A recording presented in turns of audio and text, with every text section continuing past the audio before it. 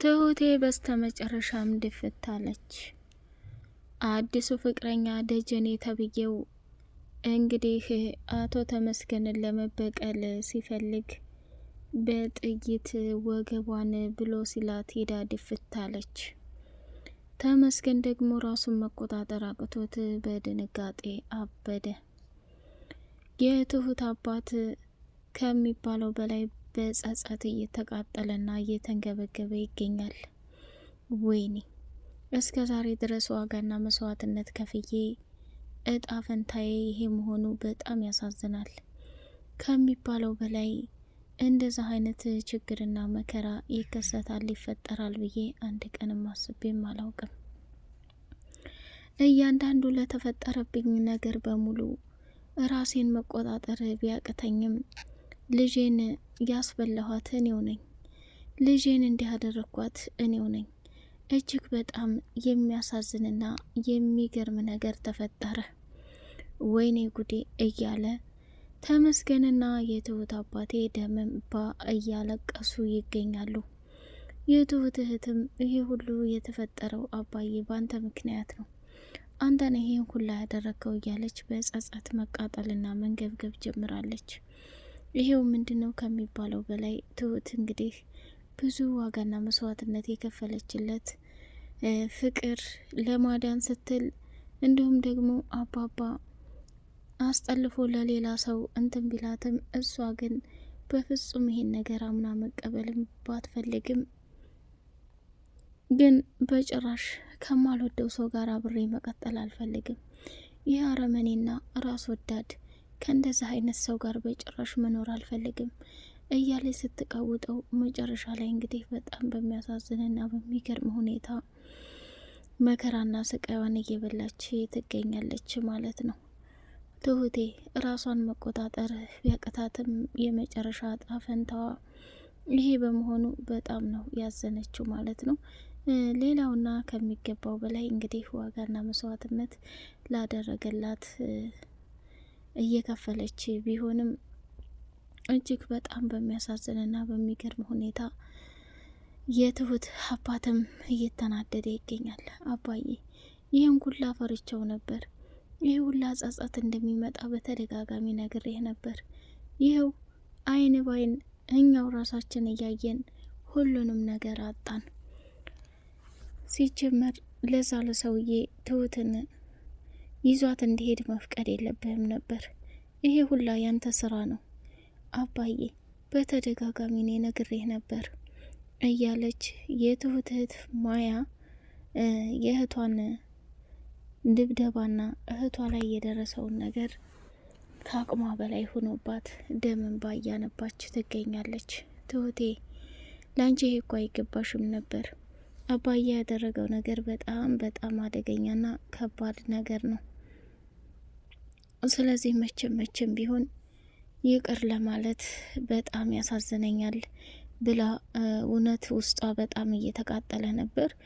ናቲ እንግዲህ በመጨረሻም ውርደትና ቅሌቱ ተጋለጠ። አባባ በጣም መሮት ስለነበር በል ሴራና ተንኮልህ አሁን ተገልጦብሃል፣ ምን አባክ እየጠበክ ነው?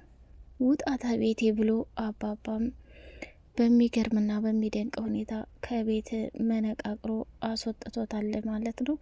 ናቲም ደግሞ እኔ ለጨዋታና ለቀልድ ያክል ነው ይህን ያህል የክፋት ጥግ የማደርግ ይመስላችኋል እንዴ እያለ ለማስረዳት ቢሞክርም አባባ ግን በፍጹም ሊረዳለትም ሆነ በፍጹም ሊቀበለውም አልፈለገም ማለት ነው።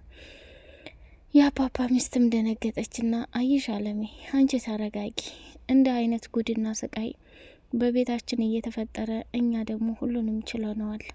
አሁን ላይ ተምትዩና ተምታስቢው በላይ የተፈጠረው ነገር በጣም ከባድ ነው። ይህን አምኖ ለመቀበል ያሳዝነኛል ብሎ ተናገረ። ሰላም ውድ የተከበራችሁ የተወደዳችሁ የሌላ ኤንድ መሐመድ ቤተሰቦች እጅግ በጣም ተወዳጁና በጉጉት ስንጠብቅ የነበረው የትሁቴ ድራማ እንደቀጠለ ይገኛል። ትሁት በመጨረሻ የሚያሳዝንና የሚገርም ነገር ነው የገጠማት።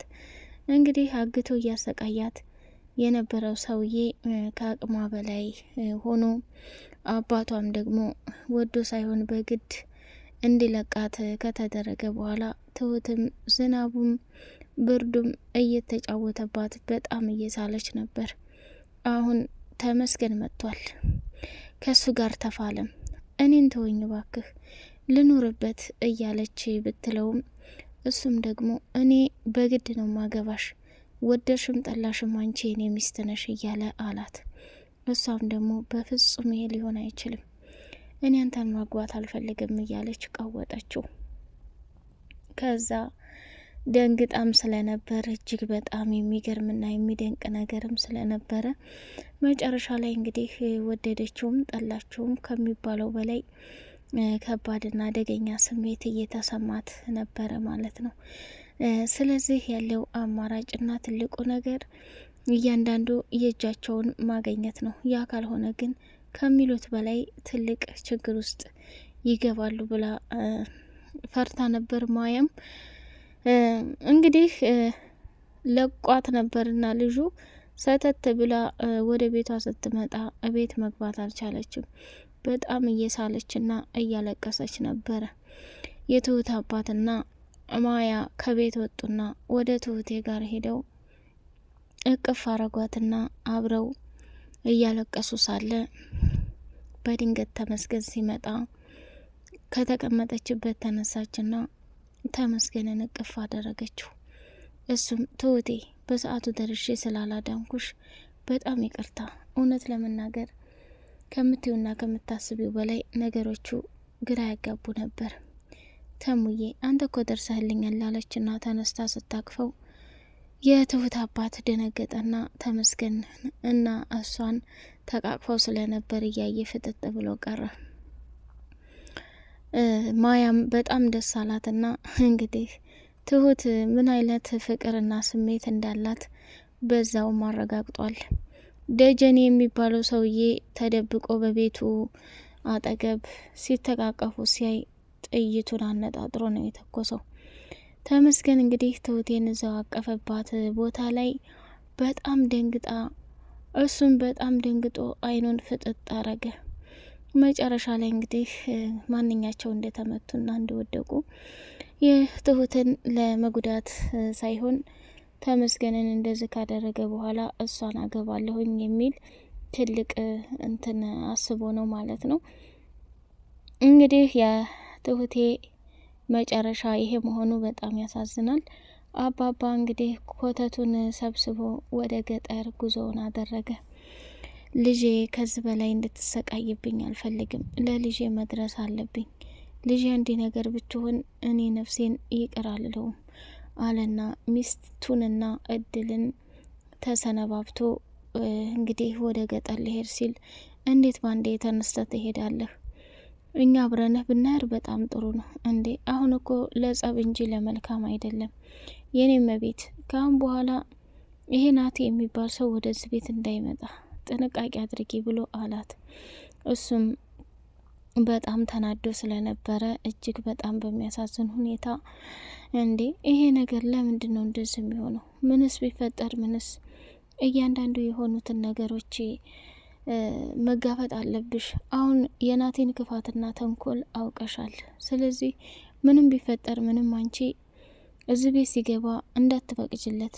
እንዴ አሁንማ አወቅኩኝ፣ እስካሁን እኮ ሳላውቅ ነበር አለና አባባ እድል እንድሸኘኝ እፈልጋለሁ አላት። እድልን እንግዲህ አባባ ልትሸኘው ወጣችና እድሌ በተቻለ አቅማችሁ ያንን ሰይጣን እናትሽን ጠብቂያት፣ እኔም ደርሼ እመለሳለሁኝ ብሎ አላት።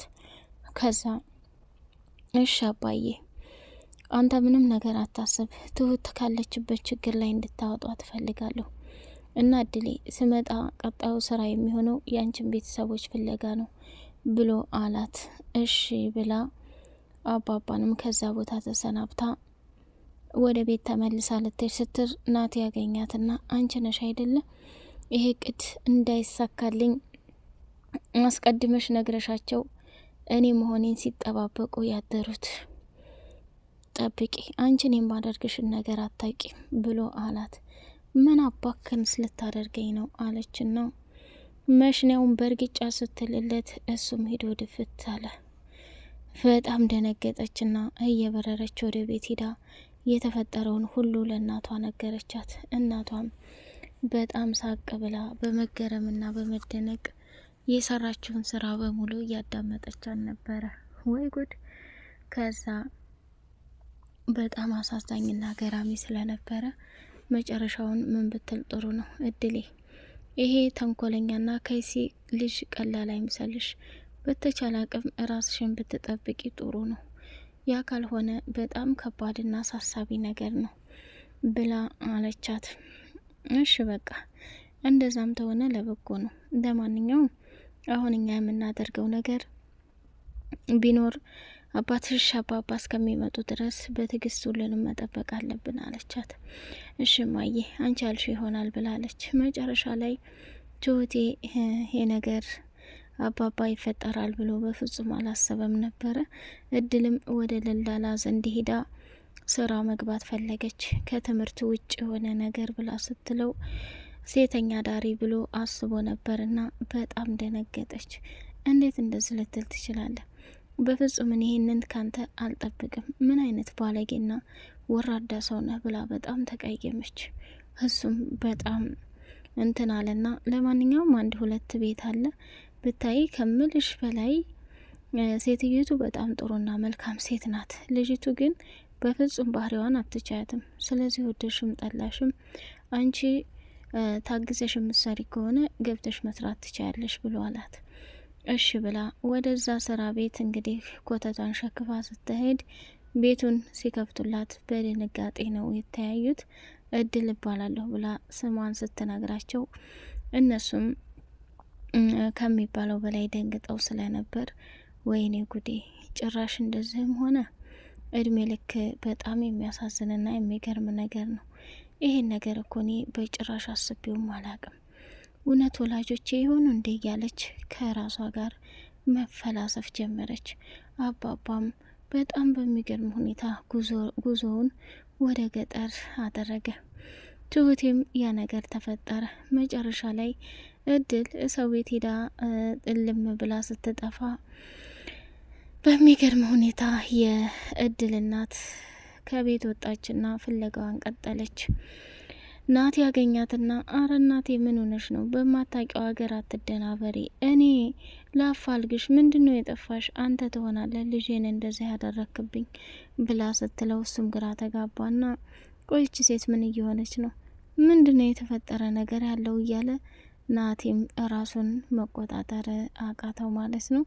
እንግዲህ ከሚባለው በላይ በጣም በሚያሳዝንና በሚገርም ሁኔታ የእድል እናት ፍለጋዋን ብትቀጥልም መጨረሻ ላይ ግን ናቲ ትልቅ ነገር ሊያደርስባት ያሰበና የፈለገ ይመስላል። ያ ደግሞ ከባድና አሳዛኝ ነገር ነው። ውድ የተከበራችሁ የተወደዳችሁ የሌላ ኤንድ የመሀመድ ቤተሰቦች ቻናሉን ላይክ፣ ሰብስክራይብ እያደረጋችሁ አበረታቱን። በቀጣይ ፓርት በጉጉት እስከምንገናኝ ድረስ የትሁቴ መጨረሻ ምን ይሆን በጉጉት ለማየት ቸኩለናል። እንዲሁም ደግሞ ናቲ ከሚባለው አባባና ለመኖር ተጠቅሞ ምን ያደርጋት ይሆን? ምክንያቱም እሱ አሁን ላይ በጣም በስሜት ተናዷል። ሁላችሁም እያበዳችሁ ጨርቃችሁን እየጣላችሁ ባትሄዱ እኔ ናቲ አይደለሁም እያለ ነው እየፎከረ ያለውና አሁን ላይ እንግዲህ የአባባ ሚስት እድልም ስለሌለች ናቲ ምን ሊፈጽም ይችላል የሚለውም በቀጣይ የምናየው ይሆናል። እስከዛው ድረስ ሰላማችሁ ብዝት ይበልልኝ።